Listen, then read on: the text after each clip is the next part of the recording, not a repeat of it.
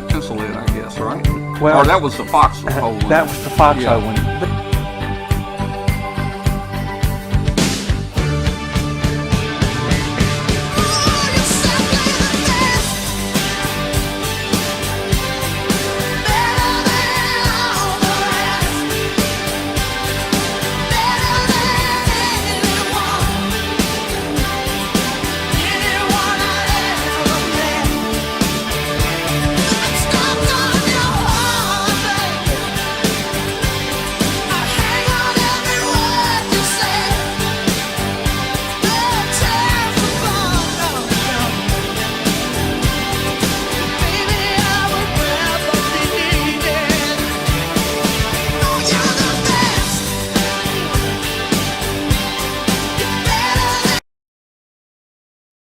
Hello and welcome to Amateur Radio Roundtable. I'm Tom Medlin, W5KUB, and this show is all about ham radio.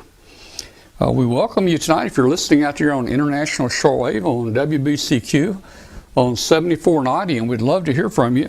Send us an email to tom@w5kub.com and let us know where you are and how you're hearing the station tonight.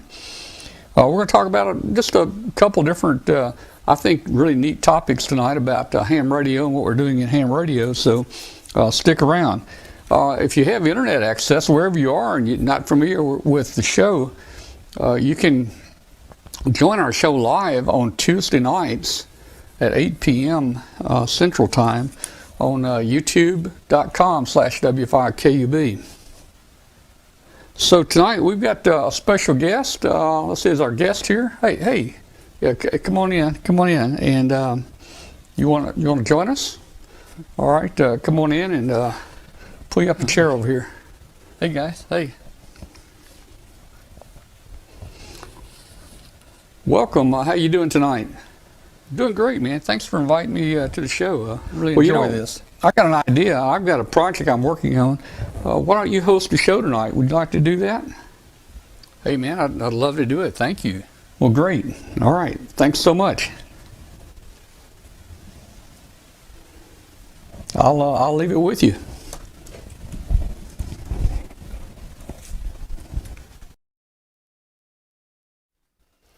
All right. So that was my other brother, Tom.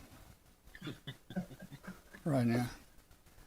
I don't know how it went over. You guys didn't. I had the audio. I don't think you guys heard the audio coming back on the remotes, but yeah. The red uniforms are the engineers and the people that are expendable. Is that right? Oh man, yeah. Okay.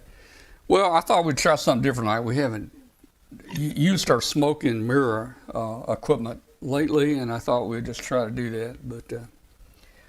I threw it together at the last minute. It could have been put together a lot better. I was having trouble looking at each other, you know. Anyway, hey, everybody out there, if you're on shortwave on WBCQ listening, send us an email, tom@w5kub.com. Also, hey, we need everybody out there right now. Please hit the subscribe button. It helps us on our video rankings, if I can get that right. So hit the subscribe button, please. We'd love to have you hit subscribe there. And let's see. Oh, what do we got here? Okay, we got another person coming in. We got Mark coming in with us. Let me add Mark. That didn't look right. All right. Well, let's see if Mark came. There you go. Okay. All right. And hey, the 40-meter net tonight, the band was just terrible. We had 3 or 4 check-ins tonight. The band wasn't great. Not many contacts. But we have a 40-meter net every Tuesday at 5:30 p.m. Central Time. I'm still looking for any volunteers out there. We've got 12,000 people in our Facebook group. That reminds me, join our ham radio Facebook group. It's called Amateur Radio Roundtable. That's an awful lot to type in. So just type in W5KUB in a search on Facebook, and it'll bring our Facebook group up. We've got 12,000 hams in that group. We'd love to have you. Hey, I put a note out there to 12,000 hams asking if anybody out there has anything they'd like to come on and show us that they built, or maybe they got their DXCC, or just having fun. Maybe they got a rock and roll band or something, you know, and they could come on here and play us a tune. But you know what? I got zero responses out of 12,000. So we're looking for additional segments. You guys, please contact us. I'm also looking for somebody that can do a net. They can call some nets for us on Tuesday night. I've been calling a 40-meter net, so I'd love for somebody to take that over or call a net on 20 meters or even call a DMR net. We have our own talk group. So let's see, tonight we've got several things going. Let me just first make an announcement real quick here about the Hamvention thing going on this weekend, I think. So let me pull it up here, if I can. And all I got to do is figure out how to work my phone. Maybe that one. Okay. All right. So here, this is from Bill sent me this, WZ1L. Asking to make sure we mention this. Hamvention activities, Thursday, Friday, and Saturday. They have Contest University. It's free on Thursday. Thursday the 20th. From 9 a.m. to 4:30 p.m. And then Hamvention has webinars Friday the 21st from 11 to about 4. They're raffling off a radio or radios to participants in the chat room. So join the chat room. You might win a radio. And on Saturday the 22nd, there's an HF event for W8BI QSO party on all bands, 8 o'clock in the morning until 8 p.m. that night. So go to hamvention.org for more information on that. Also, Bill is a member of the IOOK, that's the International Order of the Crazies. He said the neighbors in Hara Flea will be holding their gathering of the faithful on Friday the 21st at 6:30 p.m. Eastern. There's Zoom information. I don't think I can share it too easily here. But if you're interested, I'm sure you can go to the IOOK website and probably get that information. Or send Bill, WZ1L, an email. He can probably give you more information there. Let's go around the room and see who's in here tonight. Looks like we got a few people in here with us tonight. Looks like Katie's up first. How you doing, Katie? Hi, Tom. Hi, everybody. Nice to see you all in here. And a special hello to Ricardo and Daisy, who are home tonight. And Daisy had a birthday yesterday down in Orlando. So just nice to say hi to you guys. We got to spend some time together recently to watch the SpaceX launch together, which was super awesome. The most coolest thing we've ever done. And, so things are looking nice and green around here in Wyoming. Seems like spring is finally sprung, and we've got a new beehive. We just got started this weekend, so we're very excited and happy to be beekeepers once again. And so yeah, we'll keep going around the room, and we'll come back later, I guess. Beehives. Yeah. Hey, you know, I've got a friend that had like 1 million bees here one year, and then all of a sudden one day they all disappeared. What happens to them? They just go somewhere? So, well, if their queen died, they'll leave and go look for a new one, and that's where swarms happen. Wow. What's happened to us in the past is we've had like what you call colony collapse, which is where they all end up dying, whether it's from a mite or some other problem. But honeybees have been having a difficult time for several years now recently, and so it's, you know, a lot of times it's pesticides that are in, you know, people put on their grass, what have you. But so right now my yard is full of dandelions. Yeah. But my bees are bringing back pollen. So. Well, take care of those bees. I remember a Mythbuster show where they took a bunch of bees and they glued them to a laptop to see if these bees could lift a laptop. I don't know if you saw it. I don't know if you saw the episode. I don't think they ever lifted the laptop. Yeah, they never got it. Yeah, never got it up. You see that, Glenn? Yeah, I did. Yeah. Oh man. How would you like terrible. to be the one that glues the bees on the laptop? Yeah. All right. Well, look. Hey, let's skip on over to Glenn here since Glenn's up here. Glenn, how you doing, man? Hey, I'm doing good. Finally getting settled into the new job and stuff. Those of you, if you were watching the pre-show, maybe you might have seen the new Roundtable. We're going to start calling it the W5KUP dinner table. Well, yeah. We all seem to be having dinner right before the show tonight. Well, that was my fault. I had the camera on Katie when she was eating. I probably shouldn't, so I'll apologize for that. But I am thinking about, maybe every other week renaming the show to the Katie Allen Show. Yeah. No. I think that would go over well, Yeah, everybody else in the chat room will want it, but Yeah. But, That's too much commitment for me at this point in my life. Oh, man. Hey, I need help here. So thank you all for being with us tonight. In retirement, I have so many things going on right now that I'm going to have to retire to have any free time to work on ham radio stuff, I think. But we're getting there, Yeah, retire from retirement. Yeah, okay. Let me turn my mic up a little bit there. Maybe that'll help a little bit. All right, well, very good, Glenn. I'm glad you working here now, and you got something to do during the day. the lab's about to start up again, so I'm going to get some stuff done soon. Okay. All right. Oh, hey, here's somebody that's been missing in action for the past few months. Jason, how you doing, Jason? Come in here and say hi.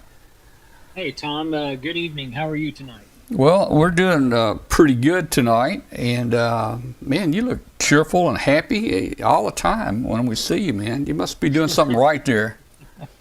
I'm always cheerful and happy. Talking about ham radio makes me happy. So that's cool, man. Well, hey, we're glad to have you tonight, and looking forward to hear about the YouTube bunch and what you're doing with the Hamfest, right? Right. Yeah. All right. Very good. And let's move on. Mark Brown. Where's Mark? Is Mark here? Yeah, I'm here. Oh, Mark's here. There's Mark. Hey, Mark, how you doing, man? Hey, guys, this is one of our favorite people. This is the chairman of the Huntsville Hamfest, the friendliest Hamfest in the world. I think they may say in the country, but we're expanding it to the world now. What do you think? Well, actually, Tom, good evening to Tom and everybody here. Actually, we've trademarked the world's friendliest Hamfest. Yeah. We lay claim to that phrase, and we try to live up to it each and every year. And we're excited about the Huntsville Hamfest this August. And I know you're doing an introduction, so I'll let you go finish going around the room. We'll talk some more about it. Okay, well, very good. Your picture's frozen, so you must have kind of inferior. Now it's working. You must have a little bit of slow internet tonight. I have a broadband connection to a water tower that connects me to Tullahoma, Tennessee, where we connect to the internet pipe. Oh, okay. All right. Well, it's making it. As the internet dirt road. It's making it, man. It's making it very good. But hey, your audio came through fine. And let's see, Bill Brown. Hey, Bill. You're in here early tonight, Bill. What's going on with you? Trying to find the cursor to. There he is. To get the mute button clicked. Everything's going good. It's been cold, and Katie sent all that cold weather down from Wyoming. It's been an incredibly cold week here in the south. So rain and just not your typical May. So. But things are going good. I had an interesting experience last night. 3 balloons were flying over China and approaching North Korea. No, they didn't get shot down. But 2 of them were on Whisper, and no one was getting reports on them, and they should have been in full sunlight. So I tuned into some remote web SDRs, Kiwi SDR radios. There's a whole series of them around the world, and you can listen to HF radios on the other side of the world if you want to. And I link it to the Whisper Decode program, and I can have a remote station in Siberia decoding balloons over China and Korea. Mm-hmm. So I did that, and what I discovered was, you remember the woodpecker, the Russian woodpecker, right? That would wipe out 20 meters. Yeah. It's back, and it just wiped out something. Military over-the-horizon radar on HF is wiping out all of Korea and Japan and all the stations I listened to there. It was just complete solid. Every 100 hertz, there was a wideband noise, and you couldn't pick up any Whisper signals on any of those radios. I finally went clear up in way north of Vladivostok. I found a way northern Siberian web radio, and you could still see the interference bands from the over-the-horizon radar, but I was able to copy the balloon's whisper and provide some reports. But I'm hoping that doesn't show its ugly face over here. But I did tune in to some radios up in Alaska and British Columbia a few weeks ago, and they have the same similar issues. So. Well, you know, that woodpecker transmitter site, I've seen some documentaries recently where it looks like it's been shut down and there's vines growing up. It's near the power plant, the nuclear power plant, I think, that that melted. Chernobyl. In fact, there's even some theories that maybe the high power of the woodpecker did something to the power plant. I want, you know, that'd be something, wouldn't it? Anyway, I hope that thing's not back. I can remember back in the early days, that thing was just terrible, the woodpecker, and it really messed the bands up. Yeah. I hated it. I've heard stories about it, and I think I saw the same documentary that you're talking about. It's pretty interesting, but yeah, I've heard that thing just wipes everything out. It was just a terrible thing for ham radio operators. Yeah. We called it the woodpecker. Right, yeah. Well, it's back again, at least in Southeast Asia. So, and Canada, Western Canada. I heard it's up there as well. Well, and you know the trackers are such low power too, competing against that multi-million watt woodpecker. So that's why on all our future flights we're going to run 5 watts on Whisper. Yeah, there you go. That's all like right. Melt it down. Yeah. All right. Did I get everybody on the remote here? I think I picked up everybody. If I didn't call your name, let me know. Okay. Well, hey, let's jump right into this and let's talk with Jason and see what the YouTube bunch is doing about, I guess, Hamfest or having a Hamfest now. Hey, why don't you come on in here, Jason, and talk to us, man? Cool. Hey, thanks, Tom. Once again, thanks for having me. It's definitely good. Looking forward to talking to Mark on my channel in a couple weeks. Also, he's going to come on and talk to my viewers about the Huntsville show. So good. Fun time. Glad he's here tonight as well. So last year we started, when everyone was kind of shut down and stuck at home, much more than they are now. We started we did a kind of experimental thing that we just dubbed the YouTubers Hamfest. It was on Memorial Weekend last year, and a bunch of us got together and did live streams back to back, one after the other, and we brought on several guests, retailers, vendors, manufacturers, builders, whoever, and a lot of good guests we had last year. So we got a lot of really good feedback from it, and we decided to go ahead and do it again this year. So we've been planning it for 2 or 3 months, and last year we did pretty much all day Saturday and about a half day on Sunday. Ended at like 1 or 2 in the afternoon on Sunday. This year we've got 2.5 days. It's about a half day on Friday, starting around 4 in the afternoon, going till 10 or 11 at night, and then pretty much all day Saturday and Sunday. We've got several YouTube channels that are outside of the USA, Canada, Australia, over in England, so New Zealand as well. So really looking forward to becoming like a little bit more of a world event. So it's just going to be live streams back to back, one right after the other. We registered a website last year, youtubershamfest.com. You can go there now and watch our promo video. We should have the schedule up probably tomorrow or Thursday, Friday this week at the latest, and then it'll start about a week from Friday. But some of the names we have are, we'll have Gigaparts and Bridgecom on. We will have, let's see, I'm just kind of looking around the list here. I can't name everybody. But SDR Play is going to be on, Alpha Antennas, Remote Ham Radio, Buddy Pole, Yezu is going to come on and talk to us. We'll have Dave Minster, ARRL CEO. He'll come on and talk to us for a little bit on Sunday, I think it is. And a lot of other some talks about grounding, some talks about parks on the air, some talks about ham radio adventure gear, just kind of a well-rounded, all kinds of some how to operate CW, how to get started in learning Morse code type type events. So really, we're really looking forward to it. We had a really good response from all of our audiences last year, so we're looking forward to doing it again this year.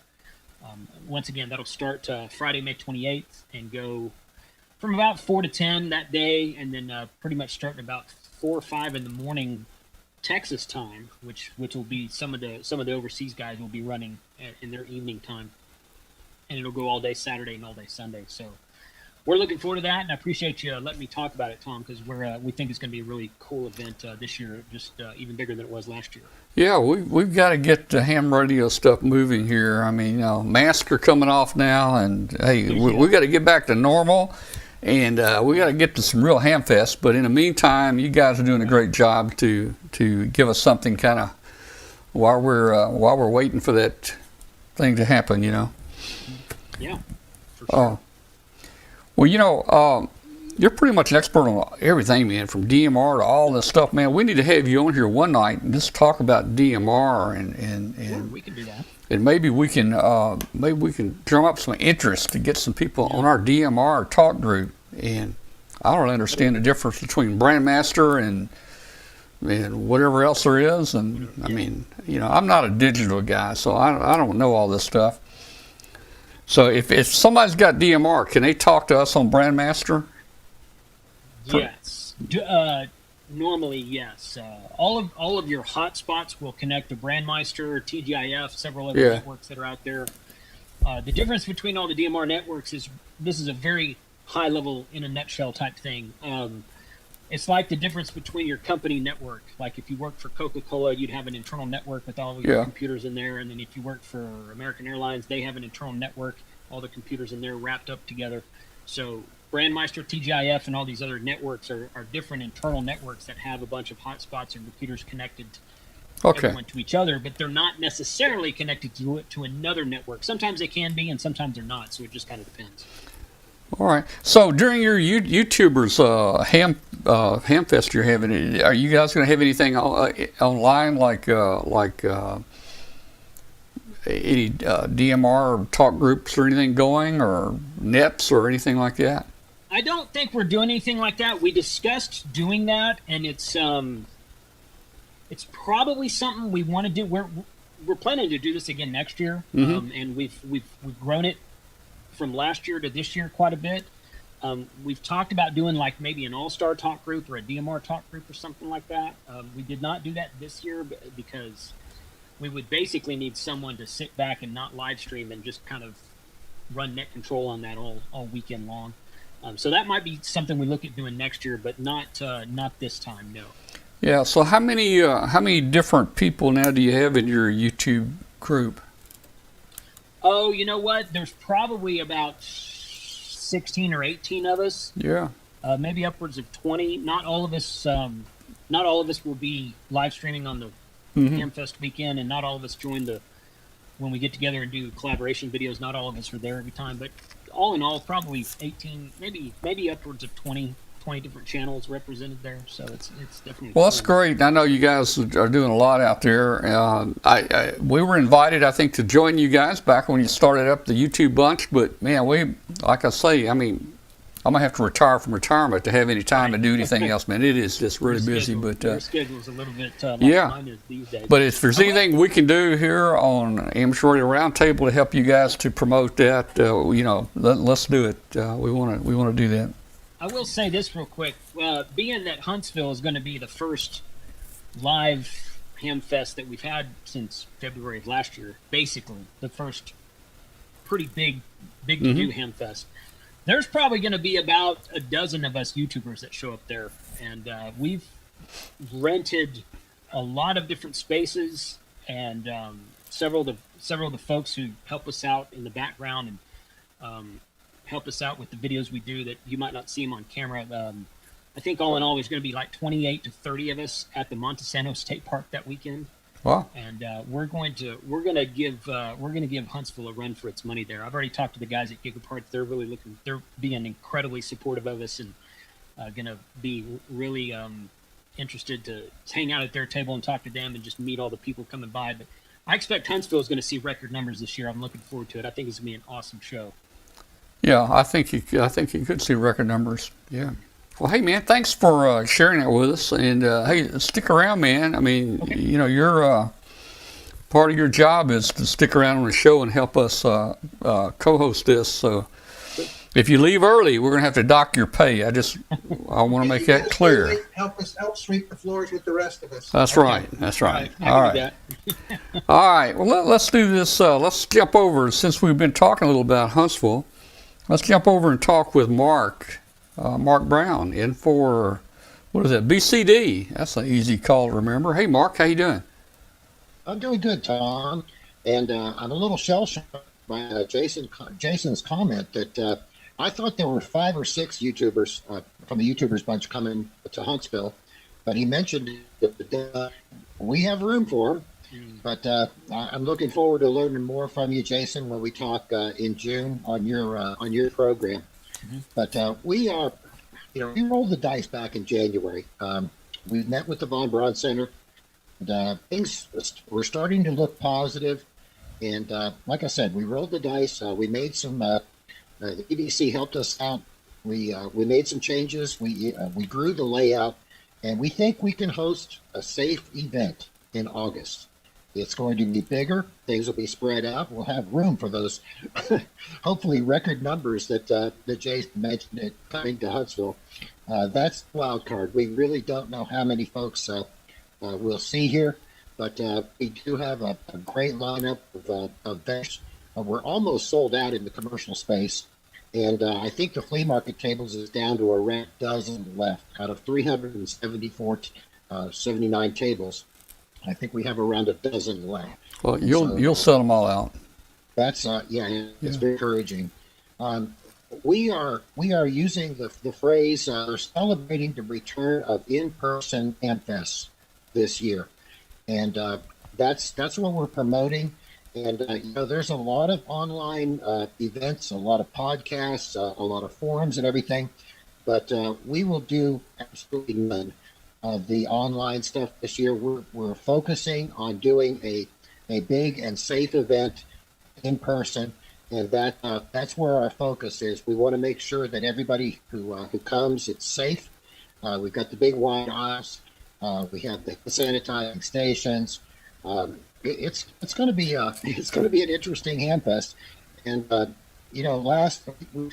we talked about it back in Orlando in 2019. Was it 2019? It seems so long ago, but Orlando was the last big event, and then everything in the country went sideways. We're all excited. We are a solid number 3 according in the league's eyes. Huntsville Hamfest is number 3 behind Orlando. We will have David Minster here. I think it'll be his first live Hamfest event since he was appointed CEO. Rick Roderick from Arkansas. Rick will be over here. The Southeastern Division Director, Mickey Baker. The Delta Division Director, Dave Norris, will be here. Binder Bitson and 2 others from headquarters will be in. So we're going to have a great collection of folks from the league, state and section managers from several different states. But the forum schedules are filling up. It's going to be a real Hamfest.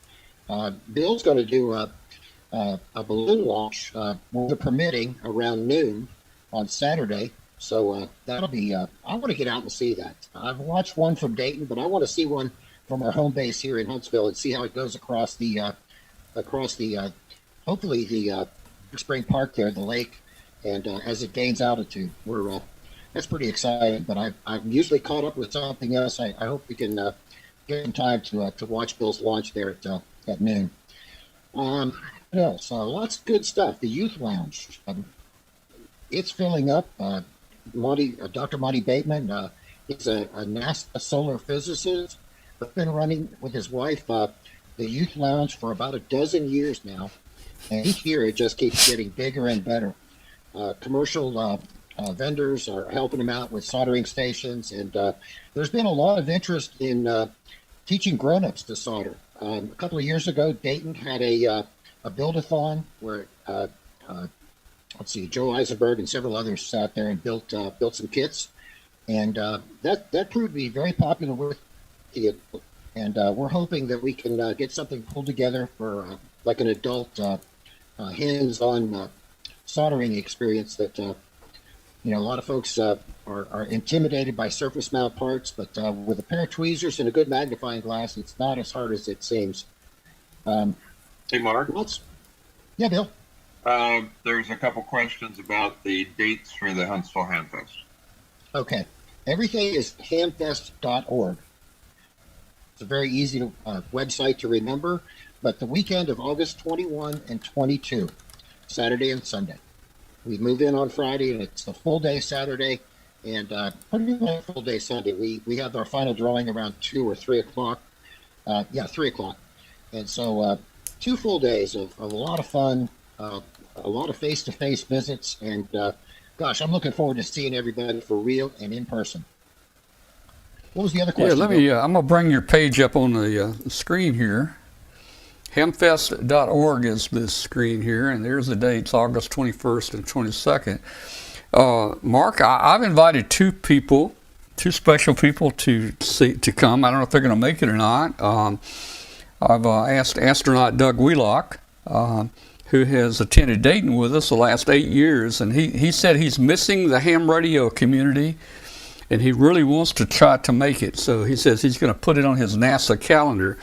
Now, astronauts are pretty busy. We don't know if he's going to make it or not, and I probably won't know until the day before. And we've also asked Riley Hollingsworth. Riley now is the head guy of the volunteer monitoring service that replaced the official observers. It's an ARRL program. So it's a big ARRL event there, I think, with you. I think it's the Southeast Division or whatever. Maybe Riley will show up too. Yes, it is. We were planning last year to be the Southeastern Division Convention, and we worked it out with the league to just carry that over, much like Orlando did. They're carrying over the ARRL National Convention in 2022. I got a question for Katie. Are you and Dwayne cut down? He's in West Virginia for work right now, so I just sent him a message on the chat here. I'm like, hey, we should look at our schedules, and he says, sure thing. But we've actually talked about it this year. Like, if Huntsville happens, we could probably make it work with, flying, if we can find a good schedule for work. If I don't have anything else going on, which I don't think I do, we'd love to. Sorry, I was trying to sneak in a bite of ice. We would love to come down because we're missing Hamfest a lot too, and being having a new club. We've got Devil's Tower Amateur Radio Club and doing a lot of things. We'd love to be able to gather up some data and go to some forums and bring stuff back for our local hams and just visit with so many friends. And I'm sure if I show up, Tom will put me to work. But yeah, fingers crossed. And we're gonna, when he gets back from work, we're gonna take a look and see if we can make it happen. Well, I hope you can make it. We are proud of our venue and our volunteers. We just have a great time down here. And Orlando and Dayton, the chairpeople and presidents of those respective organizations, they'll be here. They'll be staying at the embassy. They made the reservations months ago. So, like I said, it's a great network opportunity for you and Dwayne. We'd love to have you. Well, I can't even remember if he's been to that Hamfest, but I've certainly been a whole bunch of times, and it really is I'm glad you coined it, or even trademarked the friendliest Hamfest, because it really is. And initially you think, oh my gosh, August and going to Alabama, but of course it's all inside and air conditioned, and I've only been there as working. So it might be kind of fun to actually go as just a ham to go visit and shopping and go to forums and things. Pardon me, but if you do come, you'll have to work in the amateur radio roundtable booth. You know that, right? Okay. But Katie, what you do is you sign up and you do a forum, and that way you get to avoid Tom. Oh. Oh, that's terrible. You also, I wouldn't want to. I haven't seen Tom in person in ages, so I look forward to seeing him. I know. We saw each other at Dayton the last Hamfest.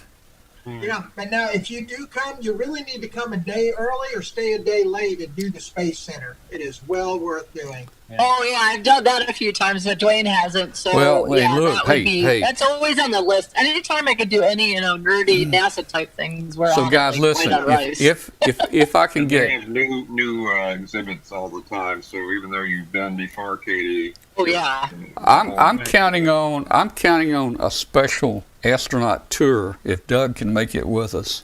Oh man, we'll have to go do that So as a gang. yeah, absolutely. We'll take a group out Glenn, there. are you going to Huntsville? Oh, absolutely. I'm doing a forum. Oh crap! Now I have to rethink this plan. And the new book will be out, and maybe AWR down there. Hey, you can do autographs. Yeah, I like it. That sounds good. Mark, did you say that you still had some vendor spots open? I think there's 3 or 4 left. Very Okay. few. And Okay. I've got a committee meeting tomorrow night down in Huntsville. It's actually our first in-person Hamfest committee meeting since we broke about a year ago from live and in person. So we're getting together. We're bringing some pizza. We've tried using restaurants for meetings. They're just too noisy, and so we use a friend's corporate conference room. And we'll bring in some pizza, and it's going to be good to see everybody face to face for that tomorrow night. But yeah, like I said, as far as I know, there's just a few single booths left. Okay. And I would imagine they fill up. Oh, I'm sure they will. I'm texting Chris at Buddy Pool right now because I asked him a couple months ago if he was going, and he's like, I think they're sold out. And I was like, okay. And then I heard you say that, so I texted him like, you better call him like tomorrow, man. We can probably fill all those spots up real I've fast. appealed to Chris at Buddy Poll many times at different events. They've been here in years past, but I'd like to have them back, and it would be a great addition to our event. Agreed. N3ZMTs, Gifts for Ham. Lots of folks are coming, and I don't have the list in front of me.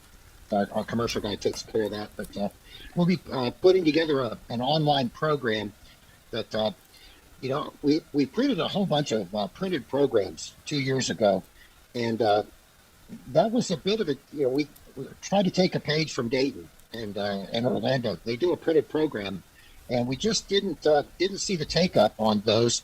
But the number of downloads, the electronic downloads of a PDF to folks' phones, that was a hit. And so we're going to do that again because it's got maps, it's got dealer lists. If you're looking for somebody among 370 some flea market tables, if you're looking for your buddy, it's a bit difficult to find. So we're trying to help out folks doing that. But there's a DX banquet on Saturday night. I can't recall the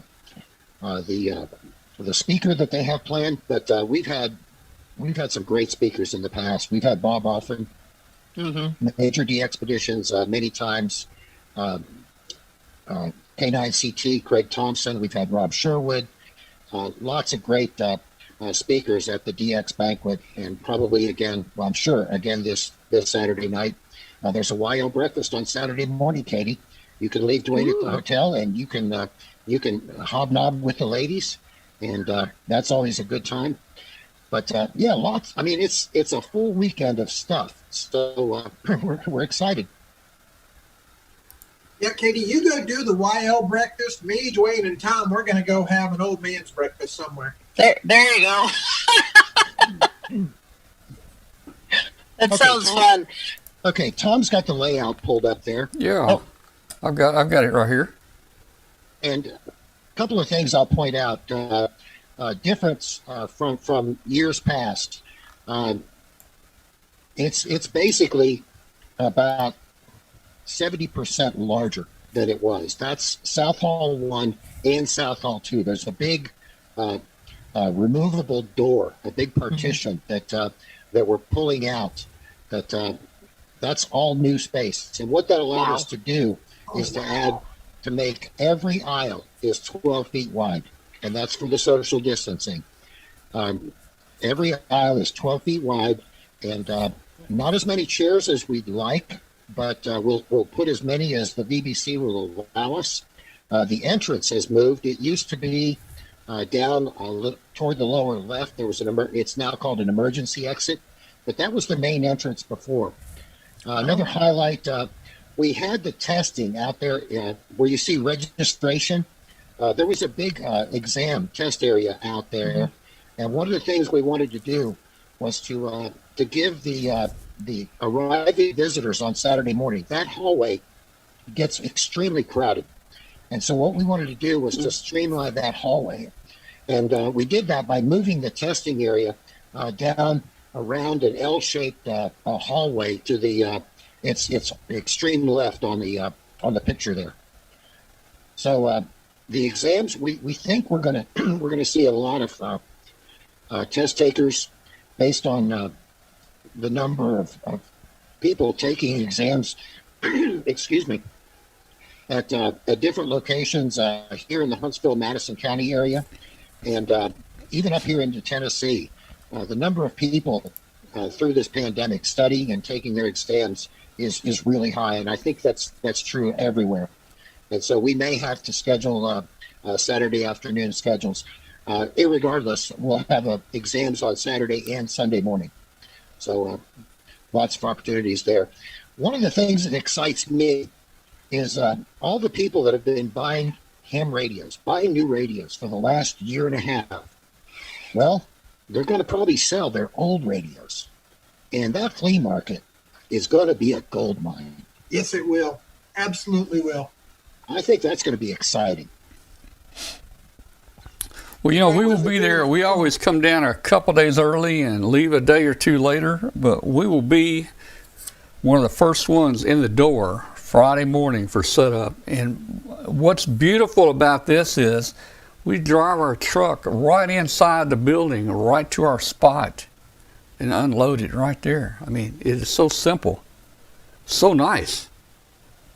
Yeah, if I had somebody that could run a table for me, I literally have a bedroom of ham radio gear that is waiting to be sold at a Hamfest. But, it's a choice. That's the thing about selling at a Hamfest. You've got to man the table. Yeah, it really it anchors you. Well, are you going to give us first dibs before you take it to the Hamfest? Sure. But Huntsville's too fun for me to be tied down at a table. I'll do any other Hamfest at a table, but not Huntsville. Well, you could always just put a little jar there on a table. I see this at Dayton. They trust everybody up there. Put a jar and say, take what you want, put the money in a jar. Yeah. You don't trust them?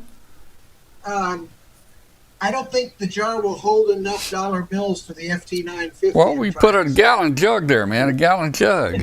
I'm going to need one of those big 5-gallon water fountain bottles.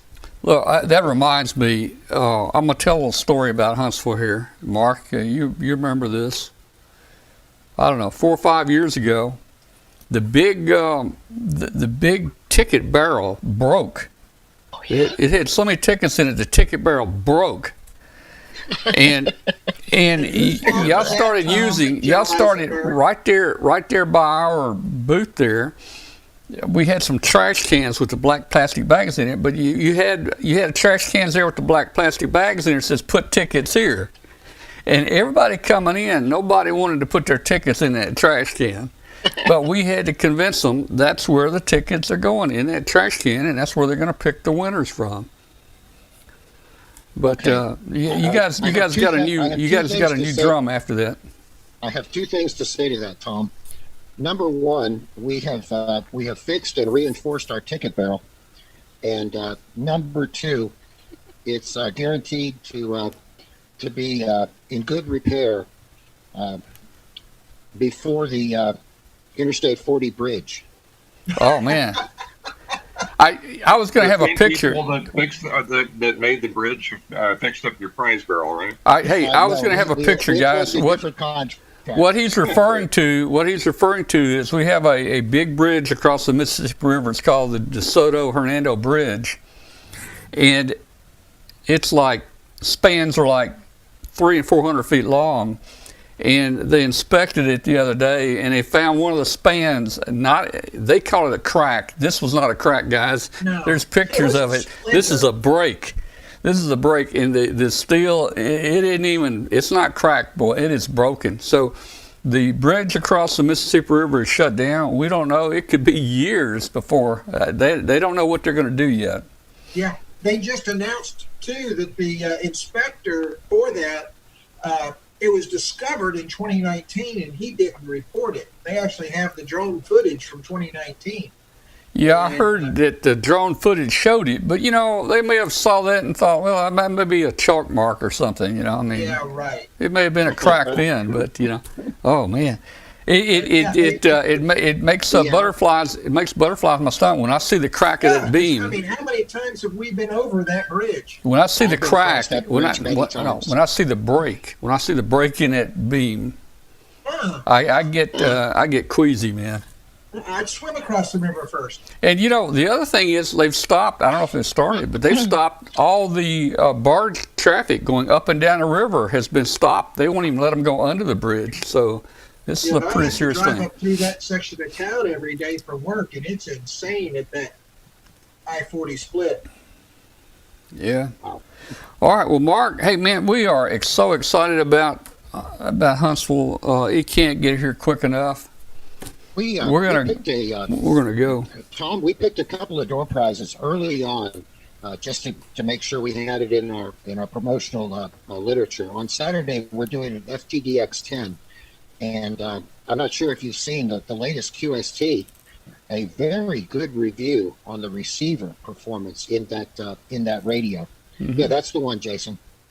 Mm-hmm. I haven't read the whole review, but I think we chose wisely on that radio. That is a fantastic rig. Let me tell you what.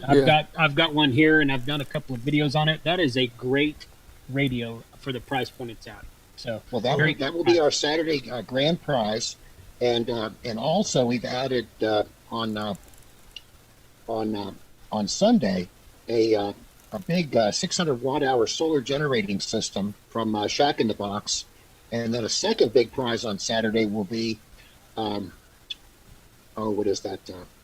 The Geochron Atlas One clock. You hook it up to an HD TV, and you've got that big gray line map. That will be a second grand prize on Saturday. Plus, every hour we'll be doing prize drawings from the stage. But get here to Huntsville, August 20 and 21 and 22. We'll see you in Huntsville. Man, it is. Can't wait. Can't wait. Hey, thanks for coming on, Mark, and talking to us about that. Thank you, Tom. Thanks for the opportunity. And Jason, I'm looking forward to getting on your show too. In what is it? About a week, I think. Yeah, I think it's a week from tomorrow. I think is what it is. So June looking forward to it. Thanks for the opportunity, Mark. Thank you, Jason. Thank you, Tom. All right, man. All right. Hey, so let me jump back. Katie, you were on vacation a couple weeks ago. Did you do anything ham related? You visited some hams down there, didn't you? We did indeed. Yeah, we went on vacation to. We stayed in Amelia Island. We went down for Dwayne's big birthday, and while we were there, we discovered that SpaceX was going to have a launch. And it was going to be on the morning of his birthday, which was like super extra special. Oh, that's cool. So it was Dwayne's 60th birthday. And I planned ahead of time. I got him a hard copy version of The Martian, which is his favorite book. And I mailed it off to Andy Weir, the author, with a request for personalization.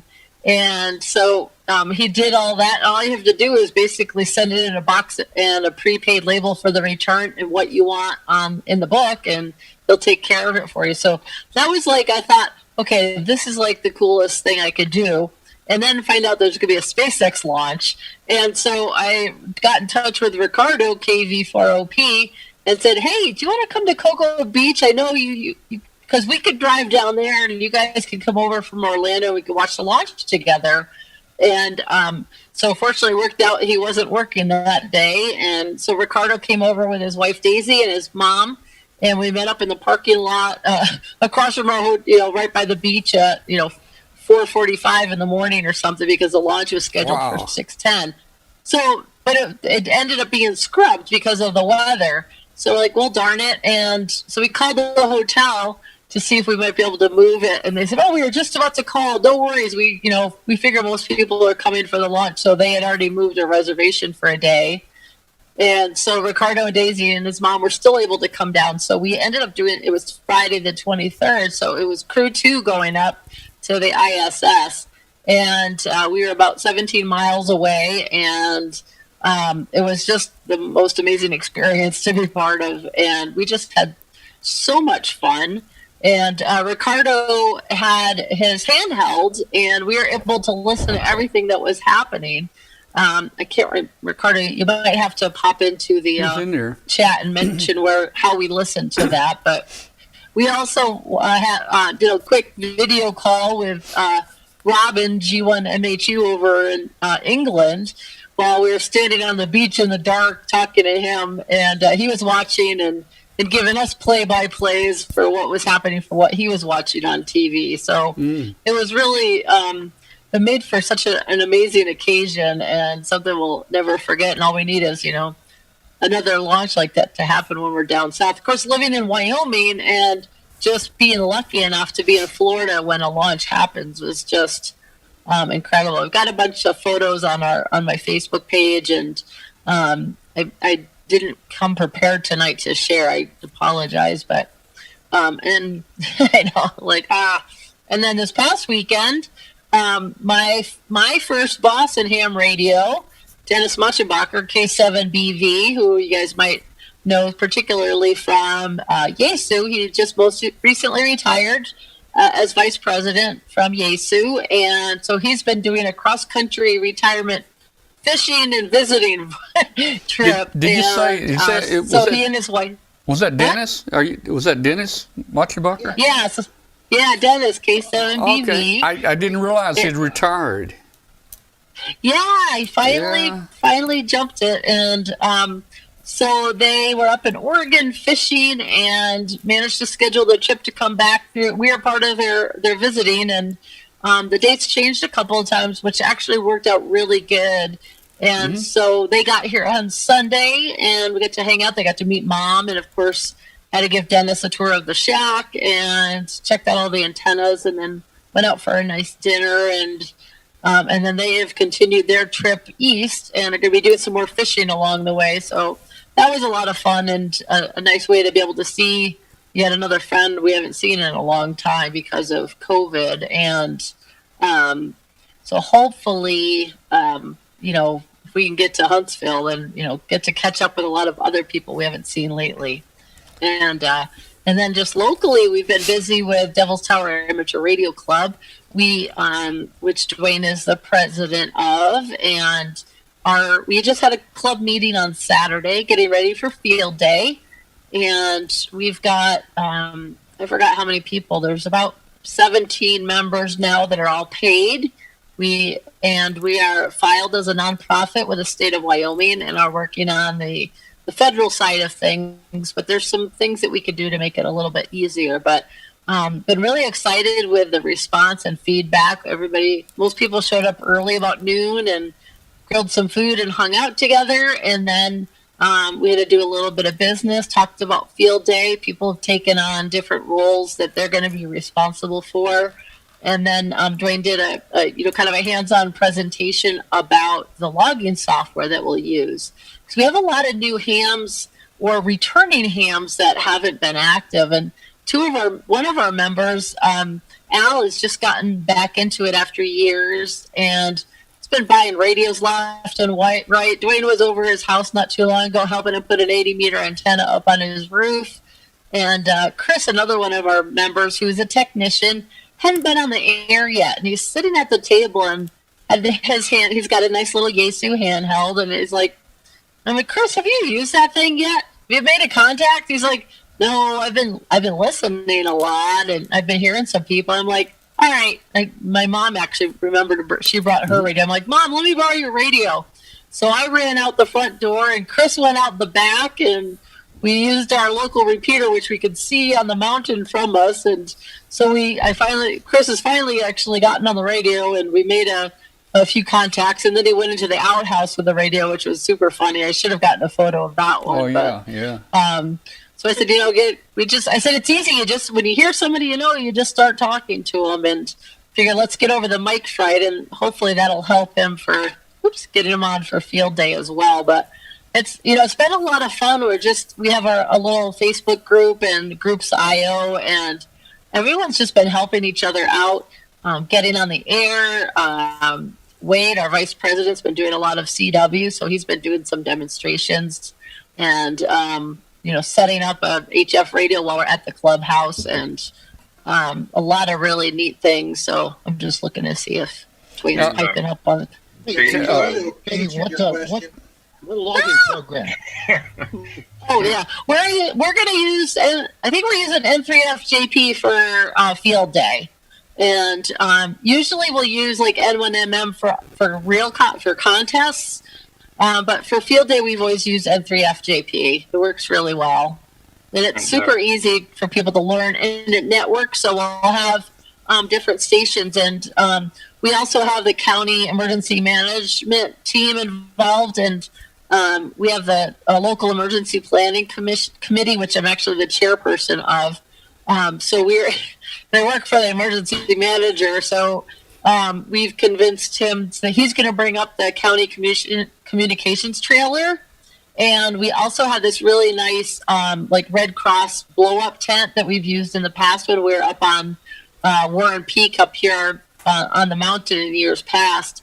So because we've got so many people now that are actually going to be operating, our hope is to set up our operating stations in that tent and use the building, the community house, more for our GOTA station, because it'll be a little quieter and a little bit easier for that Elmarine to happen. So Jerry, WI7JB, is going to be our mentor or our GOTA coach to help people get it on the air. And so we think, that could be our food central and GOTA area to keep it a little bit, just a little bit more manageable, because it's a small, community center. Oh, I was wrong. Apparently we're using N1MM Plus. I apologize. Thank you, dear, for fixing me. So yeah, we are using M1MM for real day. All right, Katie, I have a slogan. I have a slogan for your Devil's Tower Amateur Radio Club, but you might have trouble trademarking it. Close encounters of the amateur radio kind. Ooh, I like that. That is fun. Close encounters. Yeah. Well, Okay. we do have a logo, and Dwayne is in the process of switching over our website, which is right now is WI7SS, because that was our own club name. But now that we have a real club, and they all voted on Devil's Tower Amateur Radio Club, and we did get the call sign WI7DT, so Whiskey Yankee 7 Devil's Tower, was issued from the FCC. So it's going to be perfect for a field day. We're really super excited about it. And it's been fun being involved in a new club. Just the energy and excitement of all these different people getting together and sharing a lot of different aspects. And it makes me, it makes you kind of feel like a new ham again, and looking at it through, fresh eyes, and thinking about, okay, this helps me remember why I got into this. So are you, is your club maskless now, or are you still wearing masks? When I see people with masks, I don't even know who they are. I can't tell who the people are. Yeah. No, we are, because pretty much everybody in the room there has either had COVID or has been vaccinated. All right. So no mask. Yeah, we are pretty much. Yeah. Okay, that's cool. Wyoming is a little different. We don't have a mask mandate for the most part anymore. But, everybody's pretty cognizant of, we're not on top of each other, but, everybody's respectful of each other. And if somebody wanted to wear a mask or did, it wouldn't be an issue. I actually, a lot of times when I've been vaccinated, but, I'm dealing with allergies or if I have a cold, I just wear my mask, because it's just kind of like, now that we know a little bit better about how everything spreads so easily and fast. And I mean, I've always known when you talk to you, there's always something happening, but if you can help people, it's hard to just be regular sick these days. You can't just have a cold, everybody always gives you the side eye. All right, hey, listen, we're going to give away a prize tonight. We're going to give away a ham plaque, right, Katie? Oh yeah.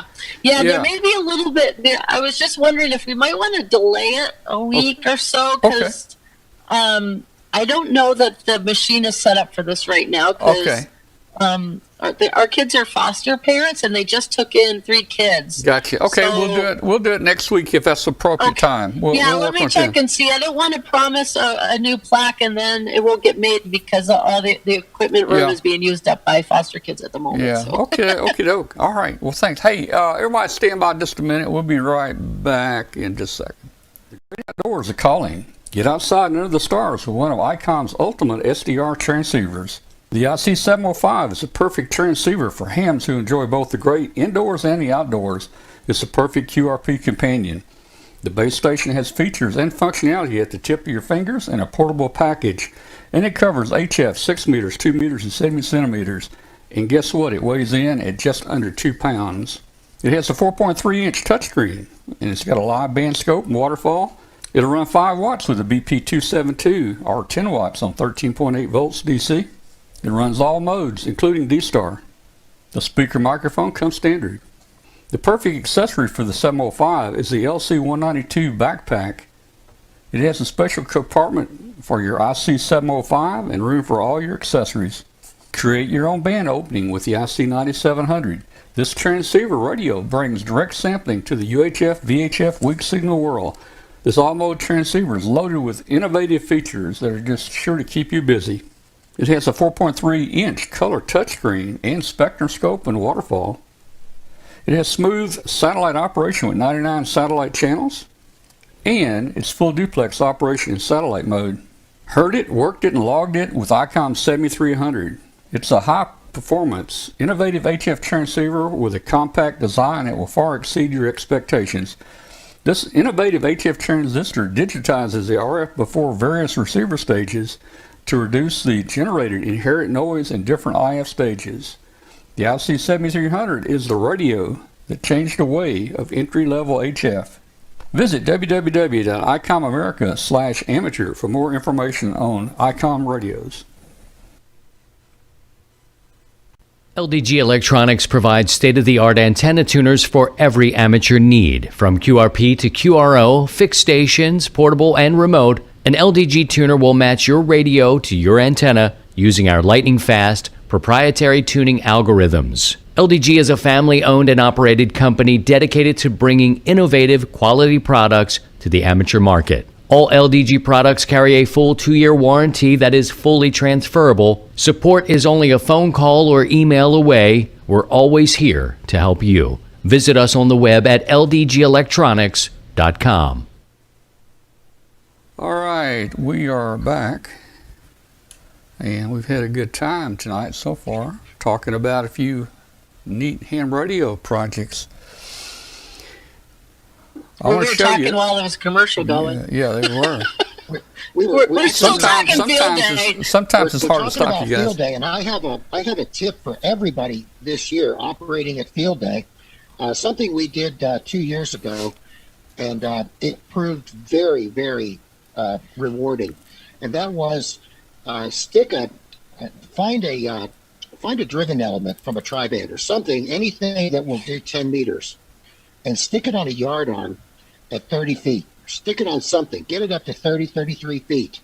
On Sunday morning, when E-Skip opens, we made 130 contacts an hour because the band is wide open and everybody's new. It's fresh meat on 10 meters. Yeah. Wow. Fresh meat. All right. Hey. And 10 meters has been opening up Yeah. just about every day recently. I've been watching it on whisper mode, and it's when it's open, it is phenomenal. All right, I want to give you guys an update on a couple of things. We're talking antennas now. And does anybody know what this is? The gutter. Hambot's left arm. That's The world's largest French slinky. drain. that's coax conduit for buried cable. So we're talking about Heard of a Dalek? I have not been able. I have not had time. As I told people, I'm retired, so I don't have much time right now. But we one of the projects that everybody keeps asking about is the tree for an antenna. I'm starting to move that way slowly, but here it is right here. And this is what the U.S. government tested a while back. There's a lot of information on using a tree for an antenna. And if you look right here, this is the preferred way of coupling your signal to the tree. It's using an inductor that's wrapped around a tree. And they tune that, and the tree becomes the antenna. So what I'm going to do, and just to show you, I'm making some progress. It's slow. We're going to take this. It's about a 15-inch diameter circumference here. We're going to take this, and every little groove right here, we're going to put a coil of wire around it. It's going to take about 120 feet of wire, and then we're going to take this. We're going to take this, and this will become our flexible coil form to put around a tree. And then we're going to put it around the tree, and I'll have some hooks here where we can fasten this end to secure it around the tree. So it'll be like this around the tree, okay. And that's how we will couple to the tree. Now, it's not going to be totally scientific, but we will do some tests. We'll do some tests of signal strength tests and so forth, contacts with it around the tree. And then just to make sure it's just not this piece of wire coil that's radiating, we're going to take this off the tree, leave it at the same height, and we'll see what kind of signals we get and if we can make any contacts with it. And we're not going to cheat. We're not going to cheat using FT8 because we could take a hairpin and probably work a DX contact on FT8. So this is going to be a real contact.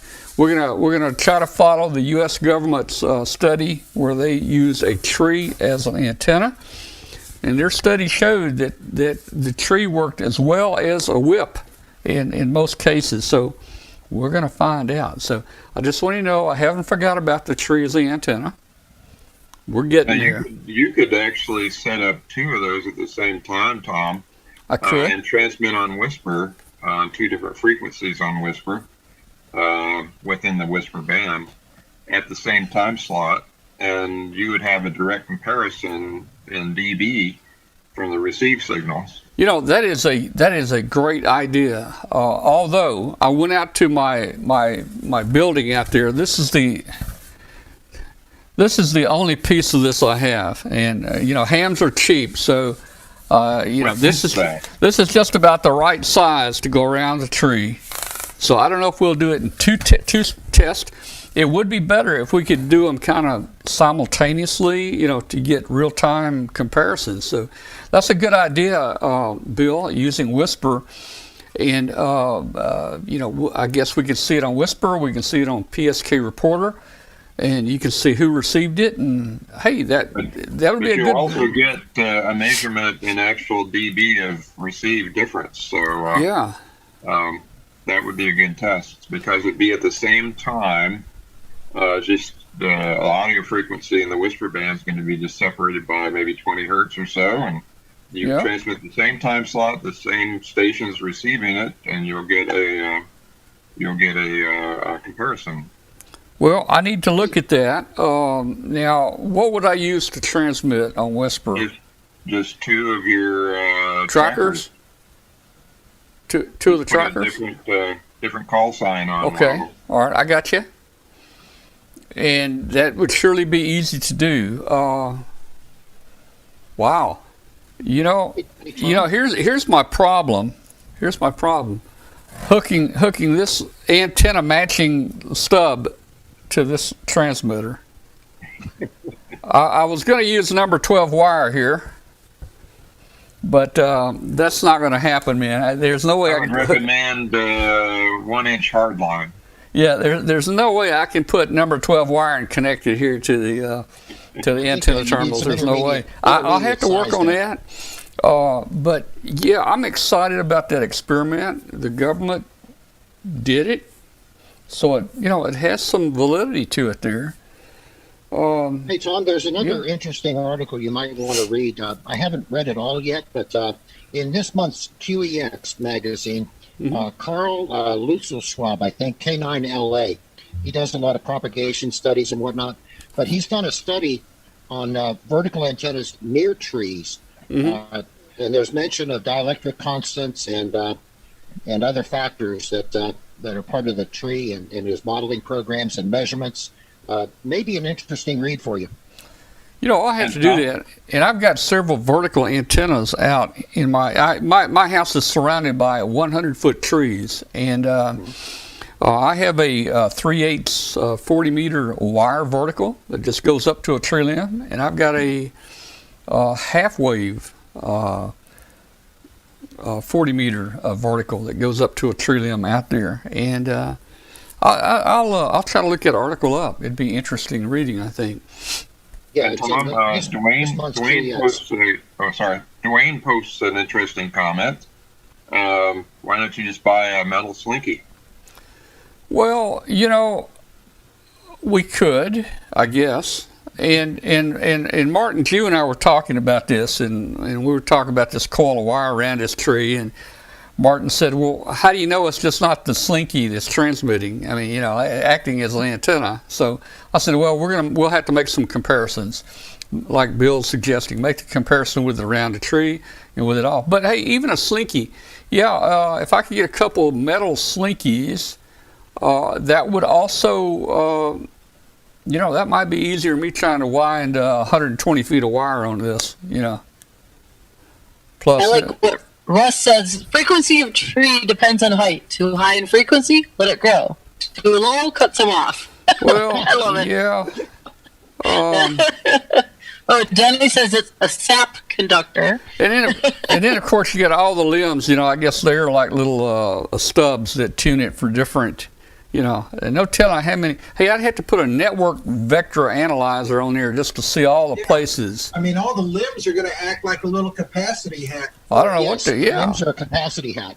Yeah, they might. They SAP might. stands for Super Amateur Propagator.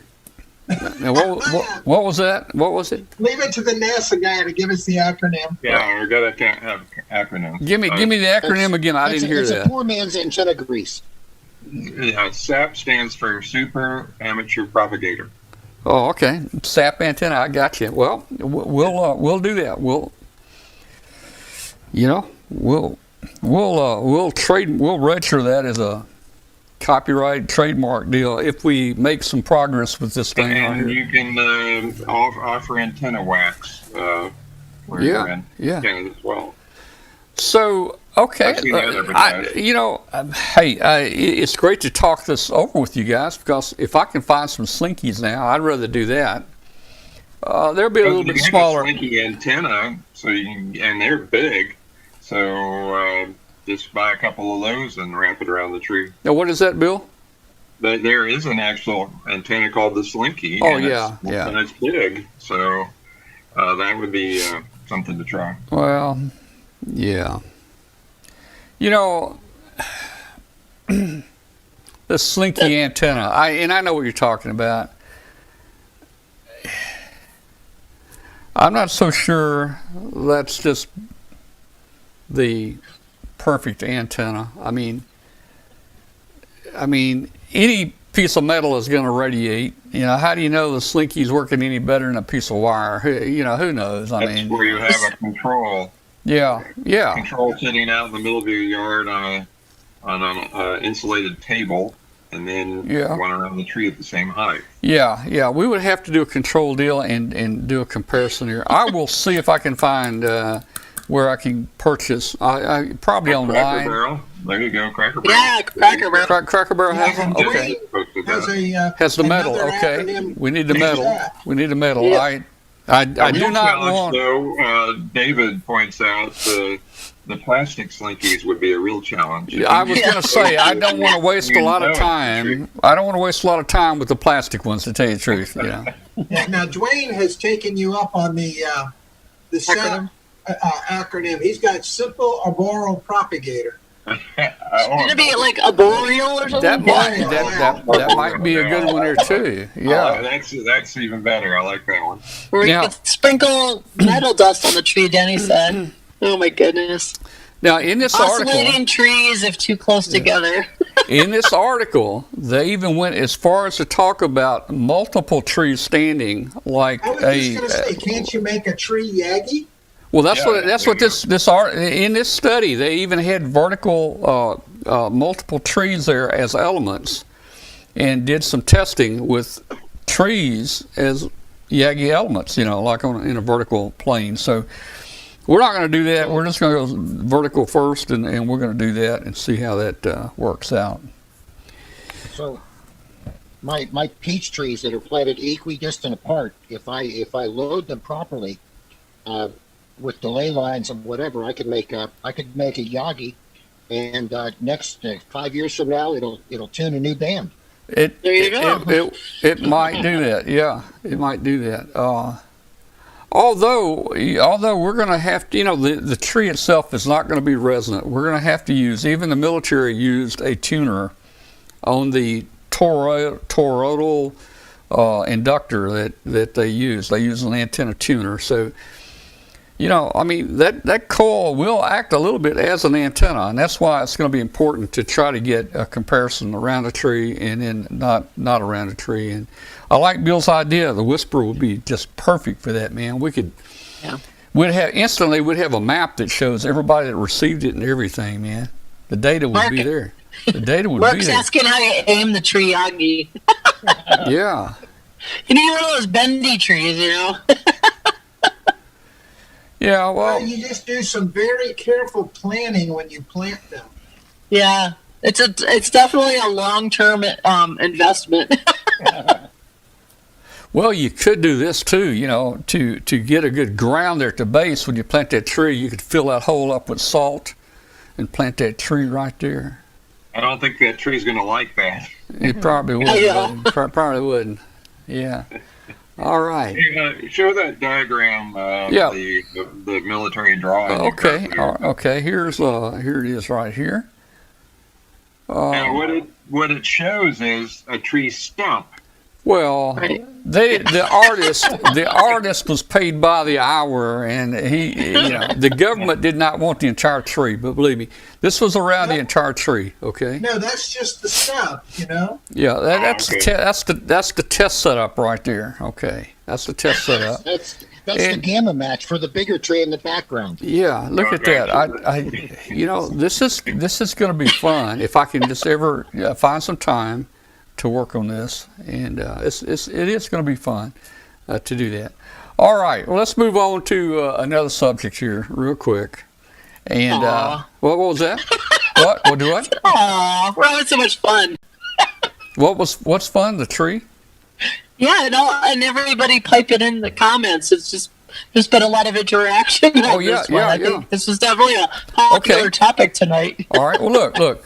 How about a gamma matching the tree? Well, yes, Yeah, that's and OJ. there are. Hey, OJ. there are videos on YouTube where people actually did a gamma match or delta match or whatever on a tree, where they actually ground rod and they went up the tree a certain distance and then put a nail in. But let me tell you, I'm a little hesitant to not think that wire that goes up the tree doesn't become the antenna. I mean, I don't know, man. And there's no way to. These are great comments coming in. Yeah. A tree stump can be used on UHF. Yeah. Tree stump. Like equals- that. And I don't get it. I don't get that part. When we're using whisper for tree propagation studies, Mark in ISCX said the trees will be whispering. Oh yeah, it will.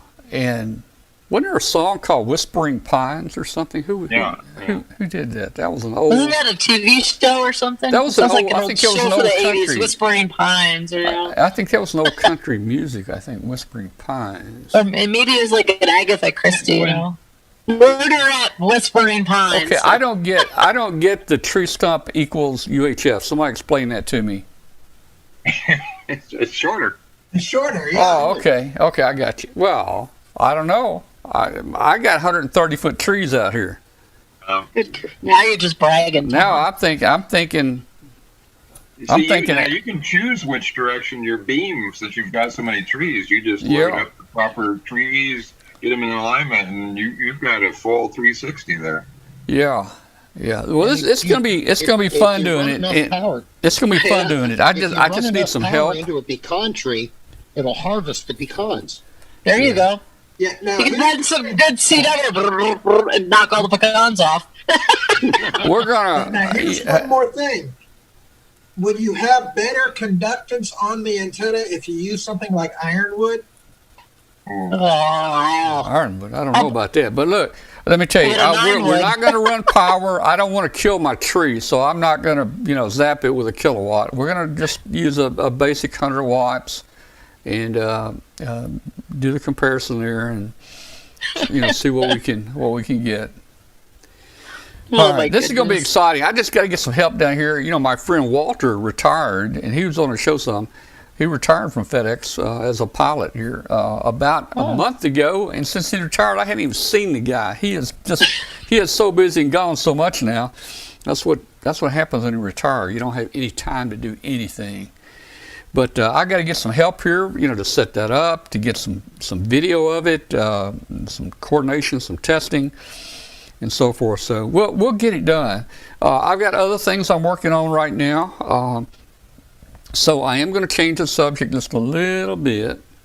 I'm going to give the people an update on our balloon, and Bill can chime in here too. The W5 KUB-27 we have not launched because we are really working on a specific goal, and it's too easy now to fly a balloon at 44,000 feet. All you got to do is go out and buy an SBS balloon for $170, put some hydrogen in it, and it'll fly at 44,000 feet.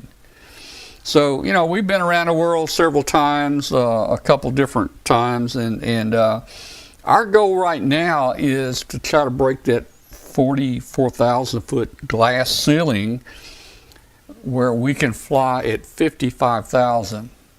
And once we do that, then we're going to go for 65,000. And so what we're doing right now, and I'm working with some guys, and these guys are, again, they're pretty sharp dudes out on the West Coast, and they're remaining anonymous right now. Bill knows who they are, but they're remaining anonymous.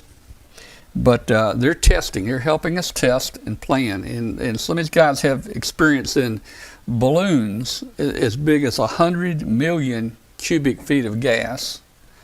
And it can lift thousands of pounds. And now we've got them thinking grams, not thousands of pounds, but now they're thinking grams. So it's much, I don't know, I think it's something new for them to think in that. But if you want to know millibars and all that kind of stuff, these guys can quote you millibars. At 50,000 feet, how many millibars? 12. I don't know. But anyway, so what we're doing is, and we've tried several different new pieces of material, and they've sent me material. And you've seen my test systems I've set up with the water manometer that measures the pressure, and we're trying to get the balloon to hold enough super pressure that it will stay up and float and not pop and come down. So we're getting close. We're getting real close to that. Then there's been a couple techniques used. They actually, and I showed one of the balloons, I think on our show here, and I have it on our Facebook group, where the balloon was band. They put bands around. This may be it here. There it is right there. Every 10 inches, they put a glass tape band around the balloon. And what that does, that holds the pressure in. The balloon does not expand and pop. So, but that I think is a little on the side where there's not a lot of margin for safety. Also, I don't want to go the trouble to try to wrap tape around these things and all that. So we are working with them now on netting, to take a net. And you've seen pictures of balloons back in the 1600s, 1800s, where they had nets over the balloons. Well, we're looking at nets now to hold that pressure in. And in fact, on our Facebook page, you can see us blowing out a net. On one of them, we took it up really high pressure and we blew the net out. yesterday I went to a net and twine company in Memphis that specializes in nets, and I told them what we were doing, and I think they thought we were crazy, or maybe we didn't have quite a full load of bricks in a wheelbarrow or something. It's not that they thought at first, they you know. did. But so you know, we they got really excited about this, man. You doing what? Tell me, show me. You know, I showed them some flights and different things, and I said we need some net experts here. They took me back in the back of the manufacturing place there, and we looked at probably 1,000 different nets. And our goal is to get a net that's very strong, but very, very light. And I came out with one. I came out with 300 yards yesterday of some netting, some 4-inch square netting that has a tensile strength of about 43 pounds tensile strength. Now, the black netting that you saw us explode on the balloon, that has a tensile strength of about 7 to 8 pounds. So we knew for our safety margin we need more. So I picked up some new netting yesterday. It's supposed to be 43 pounds strong on those strands. And it is a mess, believe me, man. It is so wadded up, and it looks like a dog laying there with fur everywhere. That's how this net looks. And you got to be really careful to unfold it and try to stretch it out. And How heavy is it, Tom? And what? How heavy? Is it lighter weight than the other stuff you use? You know, Bill, I cut a square foot of it out because the black we were using, it was about 0.568 grams per square foot. So I cut a square foot of this new stuff out, and it basically looked like 3 or 4 pieces of somebody cut their hair. It was just laying in my hand. I couldn't even tell it was squares. So I don't know if I've got a true square or not. I tried to wad it up and lay it on the scales. It may be just a little bit heavier than the black we had, but I don't know. And you got to think with 4-inch squares. With 4-inch squares, it's got to be probably lighter. It's 6. Each of the little strands are 6 ply. It's very strong. So I sent about 50 feet of it out to the west coast out there for them to test, and they'll have it in a day or two, and they'll be testing that there in the hangar. And I've got a piece in my garage that I've cut and stretched out, and I'm trying to figure out how I can get the ends together to suture it up, because I'm gonna have to suture it. And let me tell you, this stuff, this netting it'll get stuck and hung on anything. Don't wear anything that's got a button or a zipper or a belt or a shoelace or a collar. Don't wear anything like that, because this material, it will get hung on everything. It even gets hung on itself. So it's going to be real difficult. So here's the announcement I was going to make. We haven't forgot about getting the next balloon in. I mean, everybody's been so good about watching the balloons, and we've been keeping them in the air for the last 2 years. We've taken a step back here to try to take it a step further, and I don't want to launch a balloon that I know is going to come down that night. I don't want to do that. So we want to test the pressures, and we want to make sure that we have a good margin in our pressures, and once we establish that, then 27 will go up in the air. Now 27 is got some features on it that the others haven't. We've as in a previous flight, we've got redundant solar panels at 45, which picked up the sun almost from sun up to sundown. In addition to that, these people sent me an experimental LiPo battery, which we tested and I showed on the show, and it actually did go down to about a minus 60 Celsius. So it's right on the edge of the battery working and not working. and so we'll be running a battery on it. And we really want the battery to work because we'd like to see what's happening at nighttime on this balloon, because at nighttime the pressure is going to get less and it could start coming down. And how many milliamps hours are those cold temperature like? The battery is 300 milliamp. So on the ground at ground temperature, and that's not where we're flying. I took them outside the other day, and just the sun charged them. In a matter of a few hours, the sun completely charged it. And then I brought it in, and it ran the tracker. I think 7.5 hours. Now again, that is at warm temperatures. So again, it's going to be reduced, at altitude. Can we get 4 hours at night? I don't know, but we really want to see what this balloon is doing in the night when it cools. That will give us an indication of what to do. And Bill, when we first started flying, we always talked about 6 grams of lift or 8 grams of lift or maybe 3 grams of lift. And I didn't really think about this, but these balloons we're building are so much larger. 6 or 8 grams of lift won't keep it in the air. It'll come down. And we're talking like maybe 8% lift. So, if we have, if the balloon weighs, just say if the balloon weighs 1,000 grams, 8% lift would be, I guess, 80 grams, I think. So you would have 80 grams of lift instead of 8 grams. So I started having to think differently on these bigger balloons in percentage instead of just 6 grams of lift or 3 grams of lift and so forth. The problem is there's not a lot of experience with this, so people don't know exactly how much lift we really need to stay up.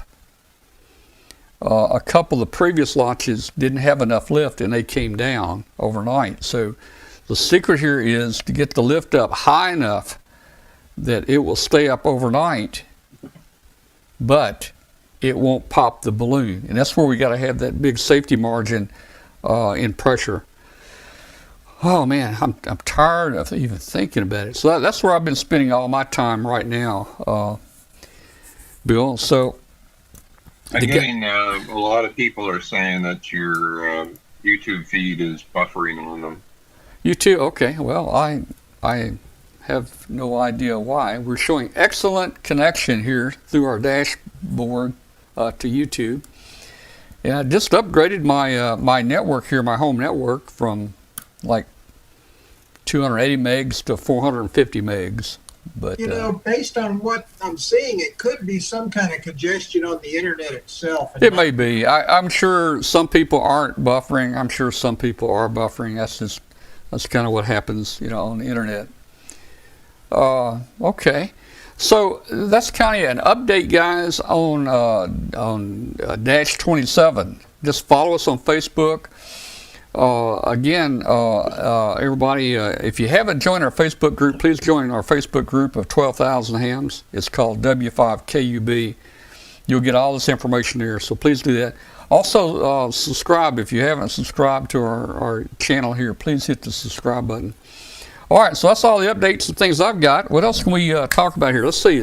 We still got Jason with us, and Bill, you're there, and Katie. I wanted to just mention that if you remember, I talked about the spring equinox balloon flights that were 14, 15 balloons from schools around the world launched to celebrate the spring equinox.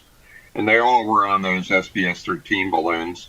One of them is still flying, and it's been up since March 20th, 2 months ago, almost 2 months ago, by the KM4ZIA, Jack McElroy, a student out in Atlanta, and his sister is Audrey, KM4BUN, and they launched at midnight to avoid solar heating effects.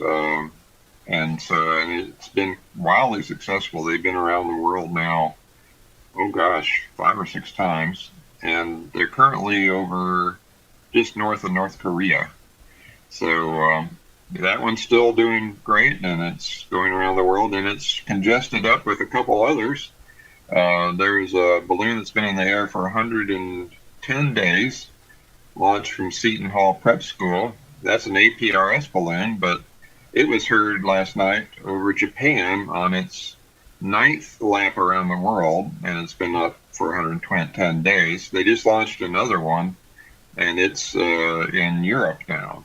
So that's Kilowatt Delta 2, Victor Golf Tango -2 and -3. So, and a group in Ohio, W8VPV-1, and they were launched a balloon that's also, it was in Ireland along with 2 other balloons. They're all grouped together. So it's kind of funny to see with all these numerous balloons and the vast,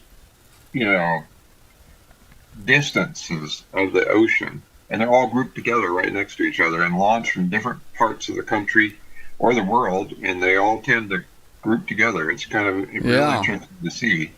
I can just imagine them bumping into each other up there, or getting tangled up, man. 2 of them over Ireland yesterday were within 5 miles of each other. Wow, one was launched from Canada, and the other one was launched from New Jersey. Hey, let me mention this to people out there that are having buffering problems. If you go down to the bottom right of your viewer, you can click on that and you can change your resolution setting. And I don't know if you're at HD or whatever, but you can actually bump that down to 360p and still get a pretty good picture. That might stop some of your buffering, but looks like a lot of people are having buffering. It's more likely an internet issue, YouTube issue. Yeah. But now, Bill, what I'm concerned here is basically you're taking the ocean version of the Pacific trash pile and putting it at 40,000 feet. That's it. In fact, there's like 6 of them flying over the Pacific Ocean right now as we speak. Yeah, and Katie, you are going to have to do something with Dwayne. Tom, Dwayne had a very good suggestion for your netting using the lunchroom lady hairnet material.